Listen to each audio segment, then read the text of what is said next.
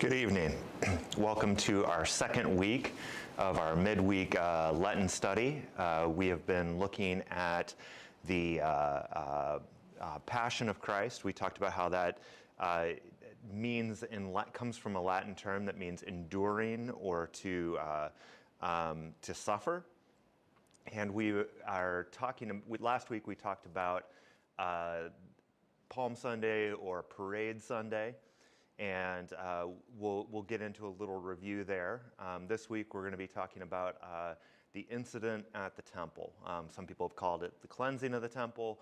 I like the incident at the temple, so that's what I'm going to go with. But anyway, we're glad that you're here, and you can add comments and questions in the chat section. I will not be able to get to it during class, but afterwards I will make sure to respond to all of you. And hopefully, if I don't know an answer, I'll figure it out for you. So on YouTube, if you're tuning in via YouTube, I have not yet figured out how to reply to the real-time comments. They disappear once the program is over. So if you put it in the normal comments, or if you want to text me or email me, that'll work. But let's begin with prayer. God of the Passover, who brought to freedom those who passed through the waters of the Red Sea and raised again to life Jesus from the dead, we look for your reconciling love that makes us one, and we long for the courage to risk living out that love. Bless us now as we gather around your living word. Amen. All right, so again, we are in the season of Lent, which culminates in Holy Week. And this study by Dr. Amy Jill Levine, who is a Orthodox Jew, who is a New Testament scholar, she is guiding us through some kind of classic important stories from that last week of Jesus' life.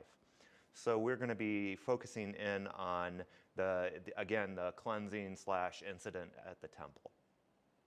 Last week we talked about the fact that Jesus is acting out prophecy and history. In the Old Testament, they said the Messiah would do X, Y, and Z, and so Jesus does X, Y, and Z. He rides a colt and a donkey. There are branches waved. He comes in through the east gate into the Temple Mount, and again, he takes political risk. The Romans certainly would not be happy to hear of a king. We have no king but Caesar. The Romans were very efficient at taking out people that challenged their rule. He was also taking a religious risk. By claiming the messiahship, he was threatening the elite priests and Sadducees and the chief priest at the Temple Mount, and he was also threatening the peace there on the Temple Mount.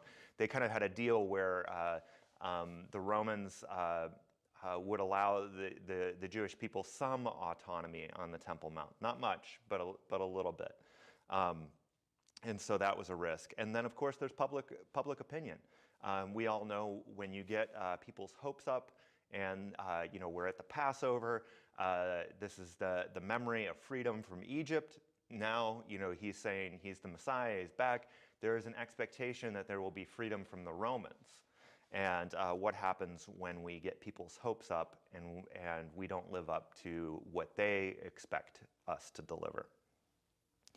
So we're going to be looking at how these stories involve us, how we are invited to join in these stories. We had talked about, since it's the passion of Jesus, we talked about what would be compassion of Jesus. The idea that we join in to the passion of Christ. Today, again, we've got the cleansing of the temple, or the temple incident, and if the authorities were not concerned with the parade demonstration on Palm Sunday, Jesus seems pretty determined to get their attention. I want to cut back for just a second, just because this is important. On your screen, you can see this is an overhead shot of half of the Temple Mount in Jerusalem. This is only half of it. It's an enormous place, and this is important to remember as our presenter talks today, and as we are contemplating what this might mean for us. You know, this is not a small area. This is not an area that would be easy to for everybody to see what's going on in all places at all times. Again, this is half of the Temple Mount. You can see the Dome of the Rock, which is built approximately where the Jerusalem temple used to be. And then there's a whole nother half off to the right out of the picture. So we're going to get into talking about Jesus's experience there at the temple, and there's going to be a little bit of a difference, discrepancy. I asked you in our homework to look at the account of the temple incident in Mark, which happens in Mark 11, and also to look at it in John, which happens in John chapter 2, and also happens to be the gospel text for this coming Sunday. So all of you out there, you're going to get some inside information and a little bit more background before Sunday worship. All right, so I have a question for us, and I want to start off with this, and I'm going to put the slide up so that you can see it. I invite you to write down, think about this for a moment. If you would like to share, you are always more than welcome to share. However, it's kind of a personal question, so I'm fine if you just keep it kind of inside your own personal thoughts. So what I would ask you to do, what I would ask us to do, is to write down a time that you were angry, and when you were angry, pick a time that you acted in a way that you later regretted. So think about that. But also, the second part of that question is, now write down a time that you were angry and you reacted in a way that you felt was appropriate. I'm going to let you think about that here for just a second.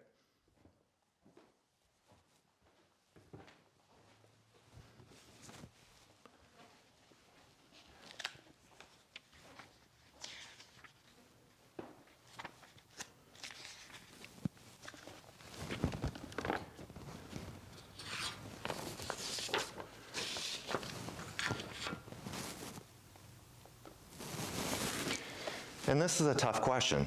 I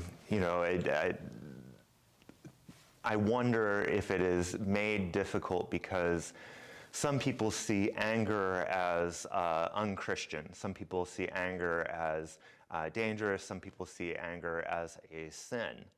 I think we can, I hope we can all agree that that anger isn't always it's what we do with that anger. Anger is a pretty natural emotion, and there are some things that if we see happening, we should definitely get angry about.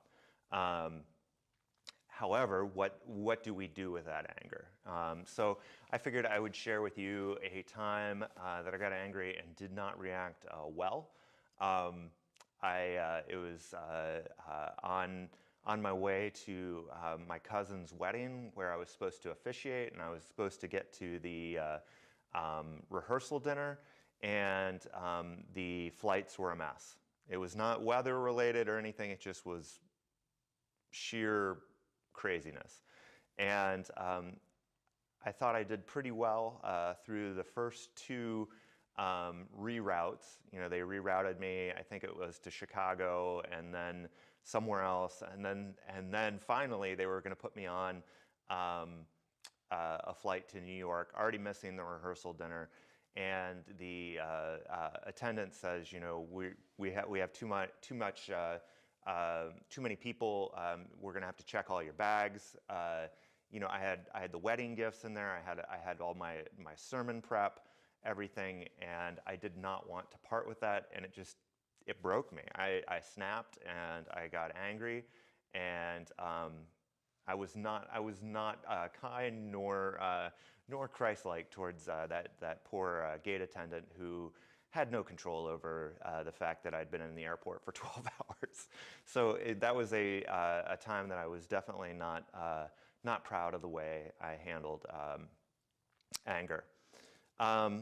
There's been other times though in my life where I felt like I got angry about something and acted.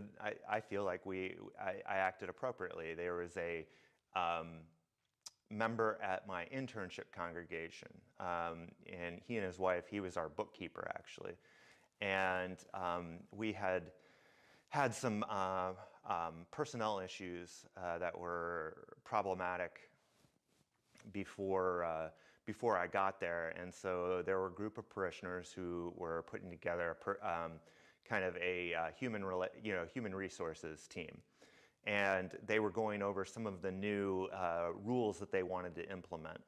Our bookkeeper, his wife had a stroke, and she would come with him to church, and she would sit there and she would do some of the tasks that were necessary. She could close envelopes, stuff things. She'd go to Bible study, and every day this guy would have lunch with his wife for about half an hour, and they had found a loophole in the Oregon law that they didn't have to pay him.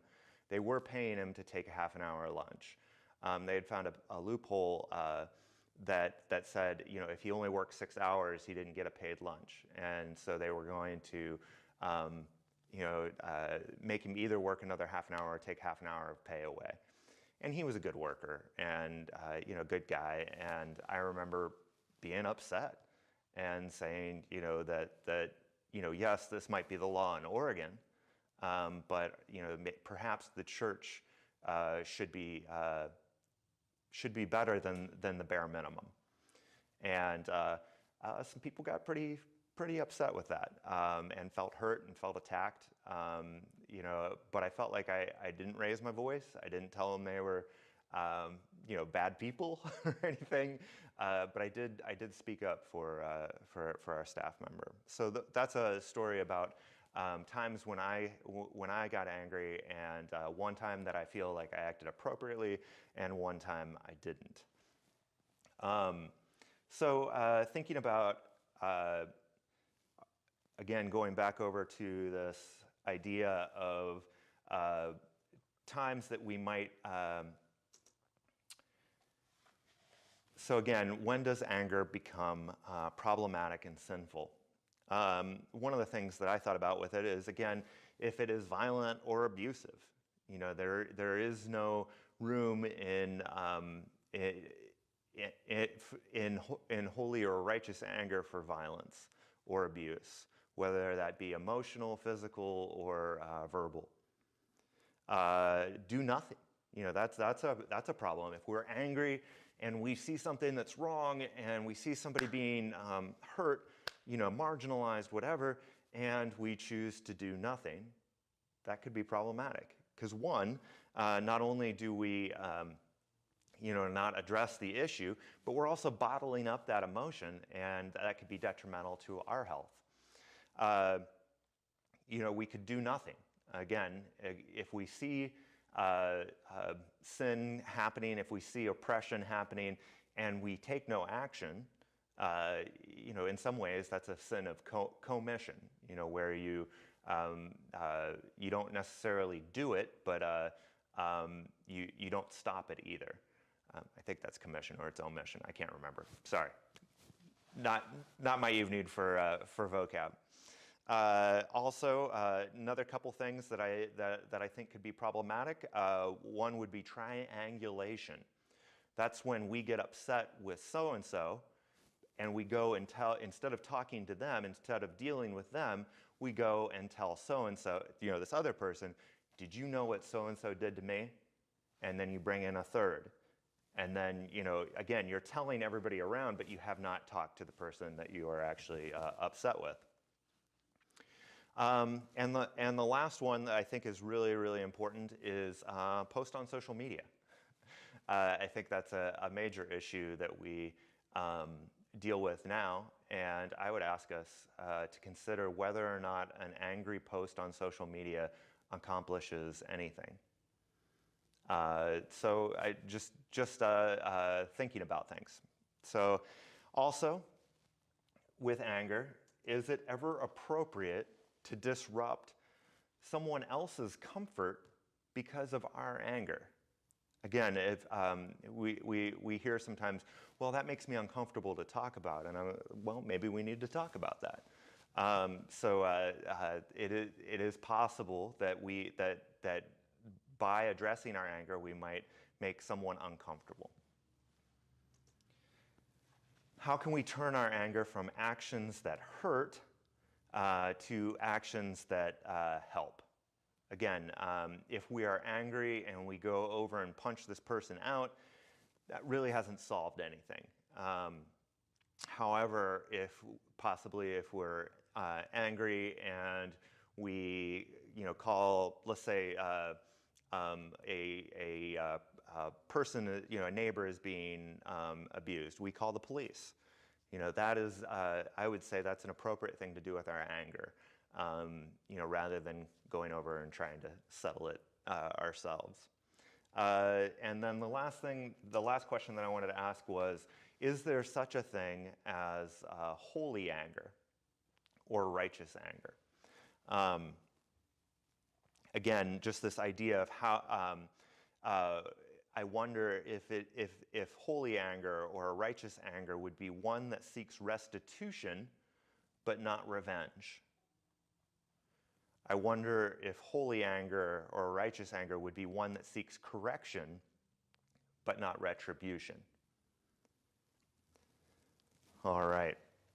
So these are some of the things that we're going to be exploring. Our next, what we're headed into, and I'm going to click over in just a moment, but I'm going to read through the account in Mark. You're welcome to join me. And then I'm going to read through the account in John. But one of the things that I want you to be doing while you're doing this is either thinking or even writing down what are the similarities that you see between these two accounts, and what are the differences between Mark's version and John's version. So let's get started here. Hopefully everybody's got their Holly Bible here, and we have Mark 11. This starts at verse 15. Then they came to Jerusalem, and he entered the temple and began to drive out those who were selling and those who were buying in the temple. And he overturned the tables of the money changers and the seats of those who sold doves. And he would not allow anyone to carry anything through the temple. He was teaching and saying, "Is it not written, 'My house shall be called a house of prayer for all the nations'? But you have made it a den of robbers." And when the chief priests and the scribes heard it, they kept looking for a way to kill him, for they were afraid of him, because the whole crowd was spellbound by his teaching. And when evening came, Jesus and his disciples went out of the city. So that's our account in Mark. And then we're going to head over to John chapter 2. And then we'll talk about some of the similarities and then maybe some of the differences. Let's see here. Chapter 2, Jesus cleanses the temple. Verse 13. The Passover of the Jews was near, and Jesus went up to Jerusalem. In the temple, he found people selling cattle and sheep and doves, and the money changers seated at their tables. Making a whip of cords, he drove all of them out of the temple, both the sheep and the cattle. He also poured out the coins of the money changers and overturned their tables. He told those who were selling the doves, "Take these things out of here. Stop making my Father's house a marketplace." His disciples remembered that it was written, "Zeal for your house will consume me." The Jews then said to him, "What sign can you show us for doing this?" Jesus answered them, "Destroy this temple, and in 3 days I will raise it up." The Jews then said, "This temple has been under construction for 46 years, and will you raise it up in 3 days?" But he was speaking of the temple of his body. After he was raised from the dead, his disciples remembered that he had said this, and they believed the scripture and the word that Jesus had spoken. All right. So again, we're going to be looking at the differences and similarities. So what are some of the differences and similarities that you saw or that you noticed? Again, you're free to put those in the chat. I always love to hear the ideas that you came up with because often it's things that I miss. So I'm going to start off with the similarities, and then I'm going to cut to the differences. So one of the biggest similarities that I see at both of these stories is that they are both set at the festival of Passover. All right, John's is the first Passover. So John has a 3-year ministry of Jesus, whereas Mark and Matthew both present sort of maybe a 1-year ministry of Jesus, more compact. But both take place during Passover, this Feast of Freedom in Jerusalem. Both address the temple. It's important, the temple is important to both Jesus and Jesus' followers, all right? Some people have said that this, nullifies the importance of the temple. And that doesn't seem to add up because, even later on in the gospel, we see, after Jesus' death, we see the disciples in the temple area worshiping and praising. And then we see Paul and Peter operating in the temple environs. So again, this idea that the temple was nullified and rendered unimportant at this point doesn't seem to hold up. But both address the temple. And both of these accounts show Jesus very different than we normally hear. And probably also more than we normally picture. How many of us have ever seen a picture in a church of Jesus angry, driving a bunch of people out of the temple? Anybody seen that picture? I'm not sure I ever have. Usually it's him with a bunch of children, maybe holding a sheep, but it's never this angry, zealous Jesus. So those are some of the similarities, and we're going to cut over here to get the differences. Again, you might have noticed that at Mark, it's at the end of the story. Same as for Luke and for Matthew. Both take place at the beginning of Holy Week and are part of that week in Jerusalem. Whereas John, it takes much earlier. It's almost the beginning of his ministry. So their timing is different. And this is actually a pretty normal practice back then. If you were writing a account about an important person, they were not too particular about timing. They would not say, "Oh, you made a mistake here. This isn't correct. Mark, you messed up. John, you messed up. Whatever." It was more what the authors were trying to get across. And so we want to be thinking about that. What does John want to get across by setting this early? And what does Mark and the other evangelists, Luke and Matthew, want to get across while they put it much later? In Mark's account, Jesus is quoting Scripture. In John, the disciples quote Scripture. In Mark, we see doves as a sacrifice, and John has a much wider range of animals. And that's important. One of the reasons why that would be important is doves were the sacrifice for the poorest of the poor, for anybody that couldn't afford a sheep or a goat. So again, there seems to be an important difference there. Jesus' complaint against the temple is different in each. Jesus appears more violent, more actively violent in John. And in John, Jesus claims to be the new temple. In Mark, it also says that the authorities clearly fear Jesus' popularity. So those are some similarities, some differences. And again, I would be interested to see what you came up with, what you heard, what you saw in your reading. I'm going to get our video up here.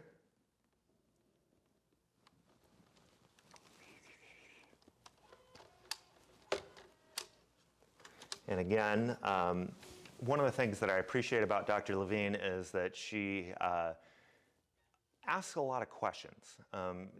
She isn't hard and fast on this is exactly what it means, but there are possibilities. So hopefully you will enjoy her presentation. It's about 8 minutes, and we will go from there. Hold on just a second here.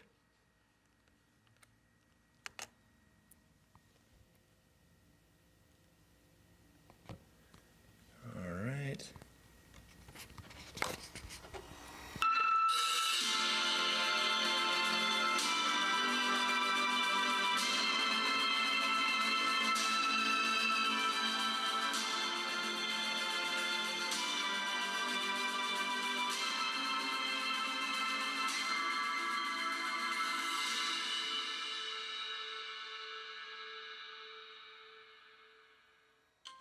We sometimes talk about the cleansing of the temple, but I'm not sure cleansing is really the right term. Perhaps temple incident.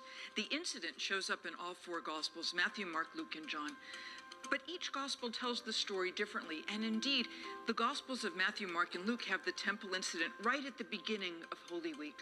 The Gospel of John has it right after Jesus turns water into wine at Cana, back in chapter 2. So what exactly happened is difficult to put together.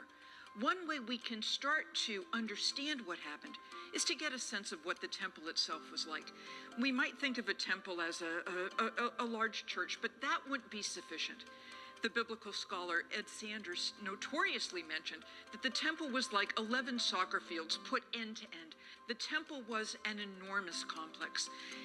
We might think of the temple today as like a church on Sunday morning at 11 where everything is quiet and the doors close and it's all calm, but not ancient temples, not the Jewish temple in Jerusalem, not pagan temples. The Jewish temple in Jerusalem, it was loud, it was raucous, because not only is it a house of prayer for all nations, which means multiple languages, it was also a tourist attraction. Pagans would also go to the Jerusalem temple and sometimes pray to the God of Israel. It was the national bank. And when you came to the outer court, you would also find vendors, because the temple is the only place in Jewish tradition where one can offer animal sacrifices. So if you were coming to the temple for a pilgrimage festival, or as Mary and Joseph do when they dedicate baby Jesus, you're not going to bring your turtle doves with you, let alone a sheep or an ox. You have to have vendors on site. So you have people from all nations, children crying out, tourists marveling at the buildings, the squawks and the bleats of the animals, the vendors selling their wares, the pilgrims delighted to be there, and some army representatives from Rome standing there as well. This is not a place of calm and quiet. It's a place of noise and excitement, and it will become a place where Jesus issues some magnificent teaching.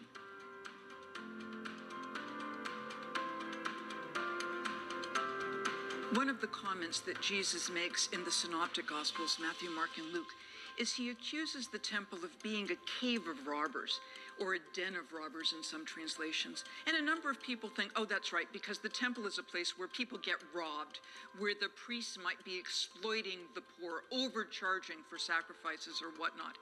But that's not what cave of robbers means.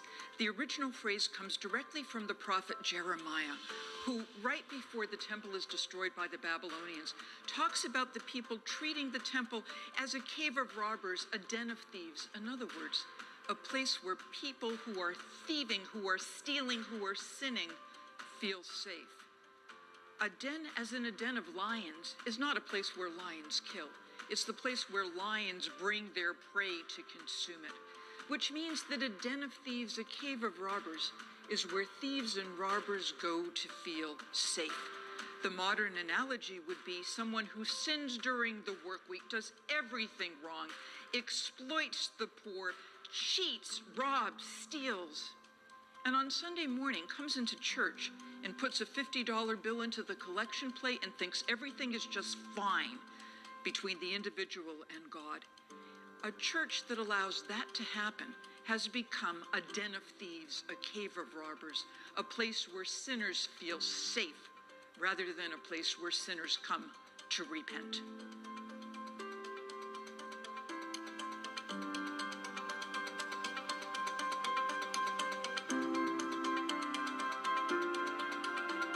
In Mark's gospel, when Jesus enters the temple, he calls out, "My house shall be called a house of prayer for all nations, but you've made it a den of thieves." That's not the account we have in the Gospel of John. It's in John's Gospel where Jesus takes a whip of cords and drives out the vendors, drives out the money changers. And he says, "You've turned my Father's house into a marketplace." Well, the temple had to have been in part a marketplace because that's where you would have bought your animal sacrifices. And the temple is where you would have exchanged your coinage from wherever in the empire into a special type of shekel called Tyrian shekel, which the temple accepted. It's like going to Europe and exchanging your dollars for euros. So what was Jesus saying here? Perhaps he was evoking the prophet Zechariah, who talks about the day when there will be no vendor, no merchant, no sinner in the temple of the Lord because everything will be as God wanted it. Or perhaps he was concerned that the place of the vendors had changed. At one point, the vendors were over on the Mount of Olives, and pilgrims would come to Jerusalem, go to the Mount of Olives and pick up their sacrificial offering and walk it over to the temple forecourt. But at some point, right before the time of Jesus, and our sources are not clear as to exactly when, the vendors got moved into the outer court, sometimes called the court of the Gentiles. This was a good move for the priests because that way they could make sure that nobody was selling blighted animals and no money changer was overcharging. Was Jesus upset because the temple was not as Zechariah thought it should be? Was he upset because the vendors had moved? Was he upset because people's attitudes were more about going through the ritual than actually worshiping the God of Israel? John's gospel makes the scene even more striking because in the Passion narrative for the Gospel of John, Jesus is whipped, he's flagellated, and it's the very same word for Jesus whipping that's used in the temple incident for Jesus driving out the money changers and the vendors with that whip of cords. This means for the Gospel of John that Jesus' own body has become the new temple. Jesus' own body has become the site of sacrifice. Jesus' own body is the place where worshipers will come to be in communion between themselves and God.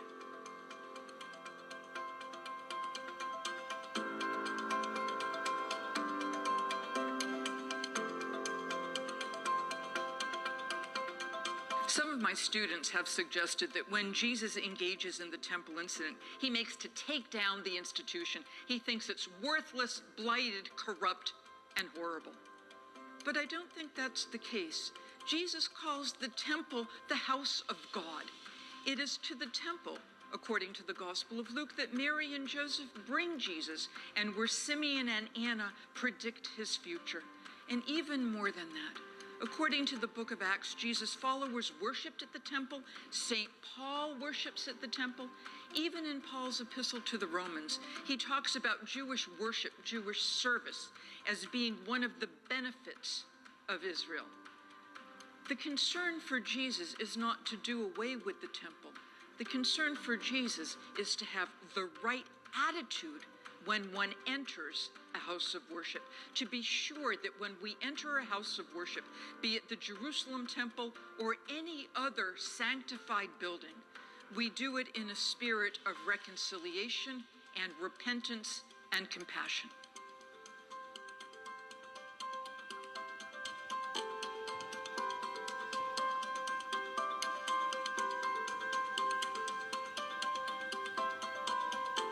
Okay.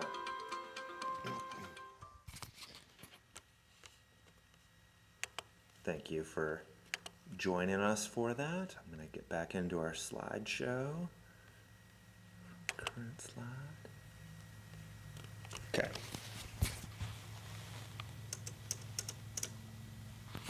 Okay. So I appreciate Dr. Levine again giving us some insight into some activities and actions that were going on at the temple, some background, some scriptural references. So I was curious to, and I would love to hear your thoughts, your response on what interested you, what confused you, or what stuck out to you in our film segment. Again, you can put it in the comments section. You can email me, text me, whatever is easiest, best for you. But I wanted to jump to a couple things that stuck out to me.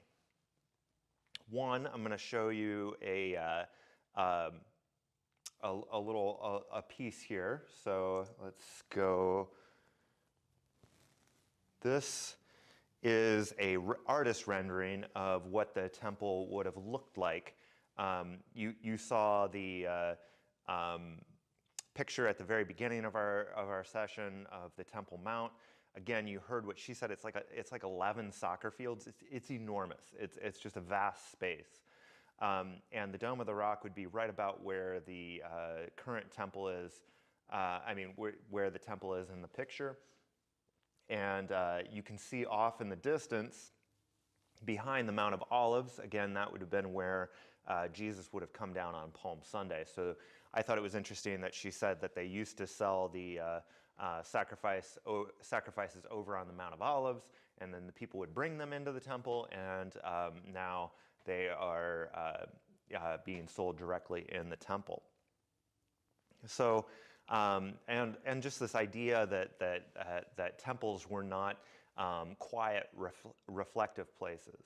And there's a little bit of note here. I want to show you what the actual temple structure, not just the Temple Mount, but the temple structure would have looked like. And you can see on your screen there one of the important things, and that I wonder about what Jesus was upset about, because that seems to be a major question. Why is Jesus angry? Why does Jesus do what Jesus does? And we were talking about money changers, talking about the commodification of worship, talking about lack of kind of reverence, appropriate attitude, etc. But there's also a couple other possibilities. So as you can see in your diagram there, there were successive levels that you could go into, which I would say we relate to today at church. In general, when I'm leading worship, I'm back here behind the altar, and people aren't wandering up here to be part of it. And so again, they were set up in a somewhat more rigid way. But I know that I've heard stories from some of you that the men and the women of St. Peter's used to sit separately. So again, that's within some of our members' lifetimes. So some of the ideas that the Jewish people we're working with are not so far-flung or archaic.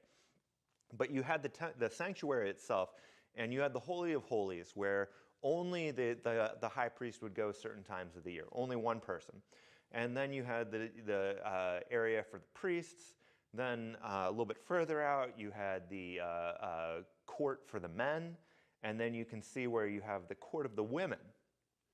And then I think the really interesting piece, and the piece that might be really important for us, in our study, is that you have the court of the Gentiles, which would have been that massive area outside of the temple itself. So if you were a Gentile, you could go that far and no further. And that is where everybody would have been selling, and exchanging coins and all of that kind of stuff. So, I mean, one of the things that I wonder about is if that's part of the reason why Jesus is upset. If that is the only area that the Gentiles can get to, and it's loud and it's raucous and they can't see anything, and there's all this commotion going on, is Jesus upset that these visitors don't have the chance to worship, don't have the chance to pray, don't have the holy ambiance of the temple? So I mean that was one question. The other thing that I thought was interesting that Dr. Levine points out is that we always have heard, well, people are overcharging for the animal sacrifices and ripping people off for the money exchange. There doesn't seem to be necessarily a textual support for that, as she was saying. And money, the money exchange, I thought her example was very helpful about going to another country and then you exchange your money for what they normally use. The reason for that was that the temple was Israel's national bank, and as you remember, there's this commandment: "Thou shalt not have any graven images." And most coinage from around the Roman Empire had a face on it. Might have the emperor's face on it. And you could not use that at the temple because that would be blasphemous. So you would go in and you would exchange it for a coin that was not offensive. And again, that's the money exchange, and it's not necessarily something cruel or dishonest or harming the poor.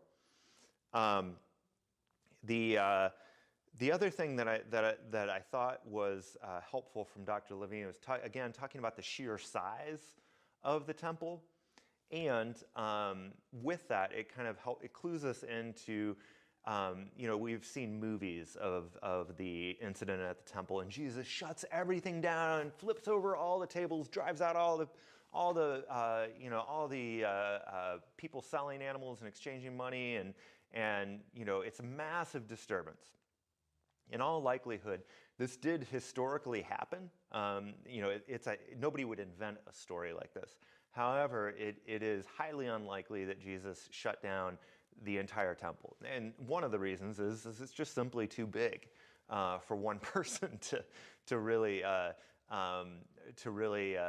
shut down the entire enterprise. It was probably an isolated area of the temple court.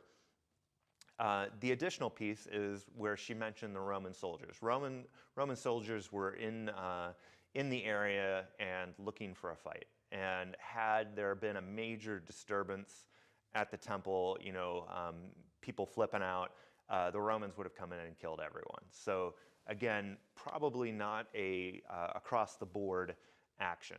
So just something to be considered. And again, just this idea of why is Jesus angry? I appreciate that she gave us a couple different possibilities. One is that the sacrifices had been moved inside the temple complex, that Jesus didn't feel that was appropriate, didn't feel like it was in line with Scripture, which is a possibility. Again, we talked about how it could be the lack of quiet for the Gentiles to pray. And there's actually another possibility as well that comes to us from Mark. As we recall in Mark, he says, you have made, sorry, I lost it there for a second. But his complaint in Mark is, but you have made it a den of robbers. And I thought Dr. Levine's explanation of a den of robbers was very interesting and could be that's one of the pieces about being a Lutheran is that we talk about law and gospel, that if you do not call out sin, the gospel really gets devalued, and if all you do is focus on sin, then the gospel also gets devalued. So this idea that we are called to be accountable to God and to one another in a faith community. So we have that possibility of what den of robbers means. The other interesting piece, though, is especially in Mark, it could also mean bandits, which has a insurrection connotation to the word. And you know that at this time the Romans were in charge of Israel and most of the known world, and they were the Jewish people were not happy about this, and they were there had been revolts, there had been revolutions, there had been plots. There were people known as the Sicarii, the dagger men, who would carry around knives and assassinate people that they thought were collaborating with the Romans. And people were plotting to take down Rome. And I don't think it's a stretch to say that Jesus could have seen that happening right there in the temple and been very upset about it. One, for the idea that using violence to solve issues, and two, the piece of that it didn't take a divine Son of God to know that the Jewish chances against the Roman army were not good. And sure enough, 40 years after this, the Jerusalem temple is flattened, every stone taken down. Last but not least, I want to talk a little bit about quote unquote angry Jesus, because this is an interesting piece. It says specifically in John that he makes this cord whip out of some cords. And part of that is because there were no weapons allowed in the temple, much like today. There's still not weapons allowed in the Jerusalem Temple Mount area. But with that, it does seem clear that Jesus drives the animals and the people out. I don't know what to do with that, honestly, because the body of work of Jesus overall is profoundly nonviolent, profoundly recognition that violence doesn't accomplish anything. So what do we do with this? I'm not sure. The kind of what I've come to, though, is that one, it's one incidence that I can think of Jesus being even semi-violent. I mean, if he's making a whip out of a piece of rope, it's not like he's, beating someone, within an inch of their lives or anything like that. But he obviously does use force in this regard. However, one of the pieces that's important to me is that Jesus never says, now all the rest of you go and do likewise. When you see something that really upsets you, do whatever you need to do to stop it. He doesn't say that. He doesn't encourage that. He doesn't teach that. So I guess that's where I tend to land. This might make me a little bit uncomfortable. It might make me, and yet that's Jesus' prerogative in this situation.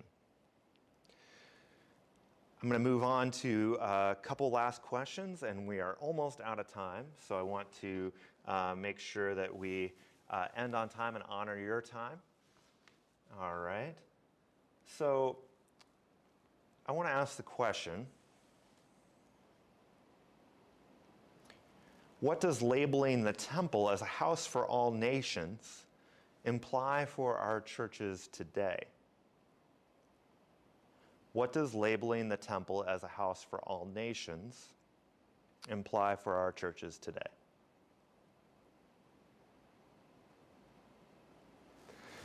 I'd be curious to hear your ideas about ways that we could make our churches houses for all nations to pray, to give glory to God. And this doesn't mean that anything goes, right? There are still rules, there are still behavior and decorum again, going back to this idea of that law and gospel, that we hold both in tension, that we don't want loveless law or lawless love. Neither one is very effective or honoring of people's rights or people's personhood.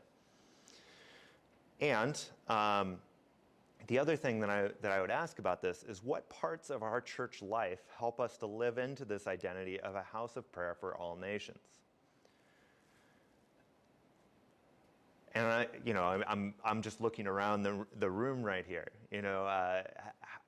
One of the things that I've been really thankful for here at St. Peter's is that you are willing to not ask visitors to get out of their seats.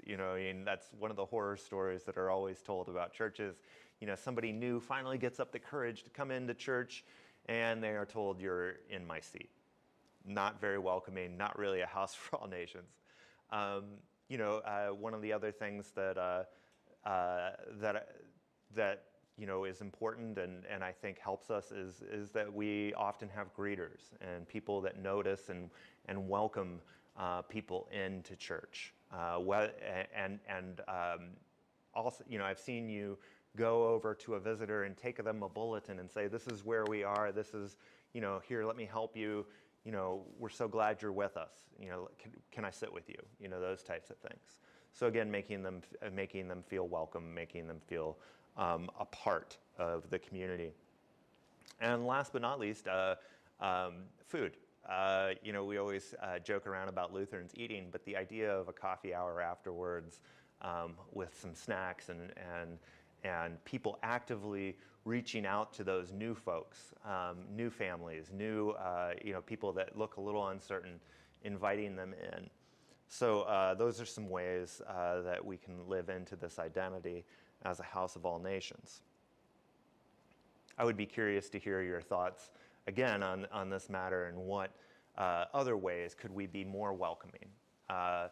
One of the things that I wonder about is we have a member of our congregation who is deaf, and thankfully his spouse can translate for him. But it might be something that we consider thinking about. Well, what about people with disabilities?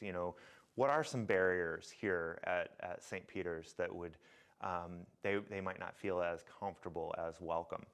So just something to consider. Last but not least, I want to jump over to this and end kind of where we started. What are we, I got to go over there though. What are we passionate about? What provokes zeal or anger in us? And how might this zeal or anger make us more compassionate? How might it move us to action on behalf of someone else? Rather than just posting about it on Facebook and saying, "I am so mad about this." How might that anger, that passion lead us to action, to kindness, to caring, to service?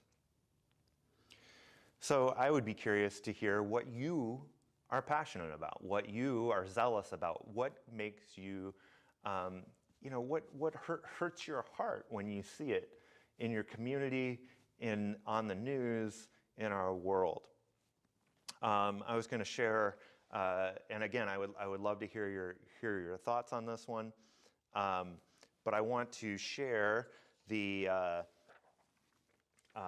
thoughts from some of our members of ideas. And we have a service and fellowship team that is just getting started. We met once before the pandemic, and hopefully, looking forward to, as we start to get back together again, being able to work on some of these projects. But I wanted to share them with some of their passions, and maybe it might link into something that you are concerned about.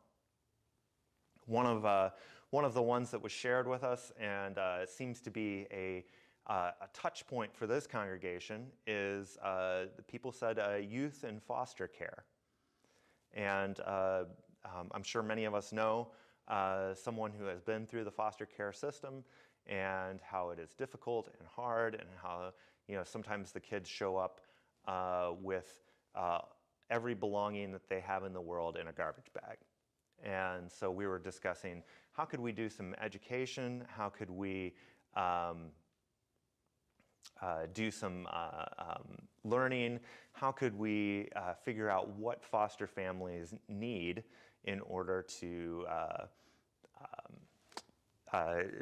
be better provided for here in our area and around our country? We have several folks in our congregation who are currently fostering children, or have fostered and then adopted children. So again, that might be something that we look into, that we study.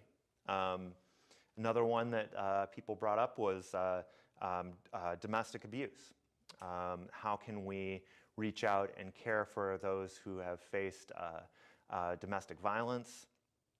And how can we be allies? How can we care for those who have nowhere to go, who feel alone, who feel trapped? Another one that was brought up was to support the East End Community Center over on Cool Spring Street, and to work with existing programs that are caring for people and doing things, providing services for people in need. Another one that was lifted up was support for families with members in the military. Say a dad or a mom is deployed or called up for National Guard service. Perhaps we could provide a support structure around that family to help them out in the midst of suddenly becoming a single parent, and trying to keep all those juggling balls in the air. Food insecurity issues, always a big issue in our area. It is estimated that at least 20% of our families are food insecure, which means that 20%, 1 out of 5 kids, is unsure where their next meal is going to come from. We have done things with the school garden over at Lafayette. That has gone through waves of different issues, but it's a really cool opportunity and possibility for providing food and help to families. Another one that people lifted up was homeless animals. There's a lot of animal lovers out there, and we have a couple rescues in the area, but there isn't really a shelter at this point. How can we better support either the rescues, or how can we otherwise care for and educate about animal abuse? A couple last ones here. One of the other ones was that somebody brought up, I thought this was a fantastic one, was helping elderly or sick or injured members of the church or community members to maintain their homes. Say somebody is sick with cancer and they have a simple plumbing issue. The little lever, when you flush it, you know how that breaks sometimes inside the tank. It's not a hard fix, and we have tons of people that know how to do that. Could we have the possibility of calling and helping people to stay in their homes longer, and helping them to not run through tight finances unnecessarily? And the last two that people brought up, I thought this was interesting, were both fellowship activities. And one of them I mentioned before, coffee hour. How do we welcome new people? And then how do we also just keep building relationships between our current members? Again, sitting down, talking, sharing food together, and spreading that out so that it doesn't all fall on one person to prepare the coffee hour, but there are many hands at work. And last but not least, somebody mentioned church picnic, and that they would like to continue that. Again, for similar reasons of getting people together to celebrate And I would say that both of those, the coffee hour and the church picnic, when we can get back to serving food and being together, I think are going to be really important for rebuilding relationships and kind of reconnecting with one another after being apart for a year. We are out of time. I appreciate you being here. Thank you. I look forward to reading your comments, hearing your thoughts, and I really appreciate you learning during this Lenten season. Our homework for next week, please read Matthew 26, 6 through 13. Again, that's Matthew 26, 6 through 13. And that's where we'll be going next week. So 7 o'clock on next Wednesday. I hope to see you there. Thank you. May God bless you. May God keep you. May God's face shine on you and grant you God's peace and favor. In the name of the Father, the Son, and the Holy Spirit.